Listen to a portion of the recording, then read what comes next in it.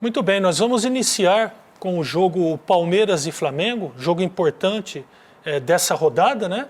E com uma situação de área penal, onde nós vamos primeiramente analisar, escutando o áudio tanto do VAR quanto dos árbitros de campo, e aí tanto eu quanto o Péricles vamos analisar a ação e explicar detalhes sobre ela, tá bom? Então vamos lá? Sem falta! Nada, sem falta! Ataque! Legal. Não, vai jogar, vai jogar! Esperou o contrato e caiu, tá? Vai jogar! Aguarde, checando. Canto lá! Canto, Não, deixa eu espera ver, o contrato, momento. não tem que ter Esse pressa, tem contrato que ter. mínimo Pode ir. e ele Deixa se eu ver se é um joga. contato Pode tirar no lateralizado e se tem impacto. Contato Vamos- mínimo. Não, retarda, qualquer Everton, jeito. não. FM. Você retarda o movimento. Não, Deixa eu ver a não é corrida impacto do suficiente. atacante agora. Aguarde, Tava Ramon, na próxima aguarde. Qual que é Segura o seu aí. conceito, Ramon? Pra mim não tem impacto nas costas dele, ok? Tem o contato e não tem impacto pra derrubar ele. Ele segura a passada e se joga. Velocidade normal, por favor. O impacto é mínimo. É meio ombro, meio lateralizado o Concordo contato, com ele o campo, vem... Ele sente o contato, ele cai. Ok, tudo checado, pode seguir, Ramon, é o que você viu no campo, ok? Ok, obrigado, Contato Tosca. mínimo. A gente já começa a construir, né, identificar alguns fatores importantes. O primeiro, o posicionamento do árbitro, né? A gente vê o árbitro bem posicionado para essa ação. Nós vemos que ele toma uma postura de estar próximo da entrada da área, né? E ele verbaliza a ação como sendo uma ação de um contato mínimo. Ele usa até essa expressão: existe um contato mínimo em que o jogador atacante valoriza a jogada. Tá? Realmente, o que a gente precisa estabelecer aqui é o ponto de contato. Vou até pedir para o Juliano pôr no detalhe do replay, Juliano, para a gente já ir direto ver o ponto de contato, né, que é muito importante esse detalhe. É o ponto de contato entre o defensor e o atacante. Tá?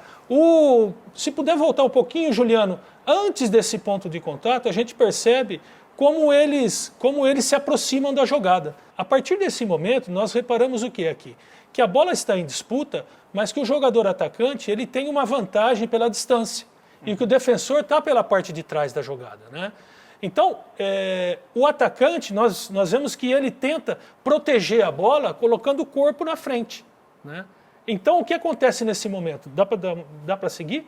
No momento de contato, o defensor faz o contato corpo com corpo, mas é ombro, né, nas costas do adversário.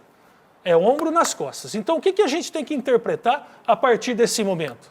O que a gente tem que interpretar? Porque quando é ombro com ombro, normalmente o ombro com ombro, o jogador pode colocar mais força, porque é um ombro com ombro de disputa. Mas quando o ombro é nas costas, todo ombro nas costas é falta? Não, nem todo ombro nas costas é falta. Mas, a partir do momento que eu coloco ombro nas costas, eu tenho que avaliar se esse contato ele é suficiente para derrubar o jogador ou se ele não é suficiente. Essa é a chave para essa jogada. Se o contato feito pelo jogador do Palmeiras no jogador do Flamengo foi suficiente para derrubar esse jogador ou não. Para os árbitros, né, não foi suficiente. É muito claro isso na narrativa do árbitro de campo, que viu a jogada e interpretou, né? Isso tem um peso muito grande para a decisão final, né? Nós estamos falando de uma jogada extremamente fina. Extremamente fina. Eu dou como exemplo que nós, e como curiosidade, nós no departamento de arbitragem somos em 11 instrutores técnicos. O departamento de arbitragem são 11 instrutores técnicos. E ficou absolutamente dividida essa jogada. Absolutamente dividida. Tá? Então, assim, isso demonstra o grau de dificuldade que ela é. O grau de interpretação. O grau de interpretação que ela traz, né? Na nossa visão, de uma maneira geral, esse contato pelas costas, por ter sido nas costas, nós vemos sim um potencial de infração para essa jogada. Nós vemos um potencial. Mas aí entra, né, Pérez, a questão do VAR. Isso. E eu quero saber de você aí, você está aqui para isso, né? Eu quero que você explique, então, essa questão. Por que o VAR não entrou? Quando ele deve entrar? Né? Por que essa sensação de que, eventualmente, uma jogada como essa, como ela está dividida, como ela é interpretativa, por que o VAR não entra numa jogada interpretativa, por exemplo, né? A base da linha de intervenção e da interpretação é exatamente essa. O fato de ser uma jogada dividida mostra pra gente que ela é uma jogada interpretativa. É uma jogada onde eu tenho uma narrativa muito forte de um árbitro de campo que viu nos detalhes, e ele narra nos detalhes que há um atraso da passada, que há um contato mínimo, e ao sentir o contato ele se joga. O VAR, num primeiro momento, analisa a jogada. Ele até pergunta, né, qual é a sua análise, Qual né? é a sua análise? Ele pergunta para o árbitro de campo qual foi a sua análise da jogada. Depois de fazer a primeira avaliação, ele quer corroborar com o árbitro o que ele viu, para saber se aí, comparando a narrativa do árbitro com a imagem, ele tem elementos suficientes para sustentar essa decisão do árbitro como uma decisão interpretativa e não, para esse caso, fazer uma intervenção e chamar o árbitro para interpretar algo que ele já viu. Porque seria como dizer, vem ver de novo o que você já viu, se eu tenho esses elementos. E aí a gente tem um risco de o árbitro chegar na área de revisão e manter a decisão dele, porque é exatamente o que ele narrou. O que a gente não quer, na verdade, o que o protocolo VAR estabelece é que precisa-se de um erro claro para que haja uma revisão VAR. São erros claros que são para revisão VAR. Né?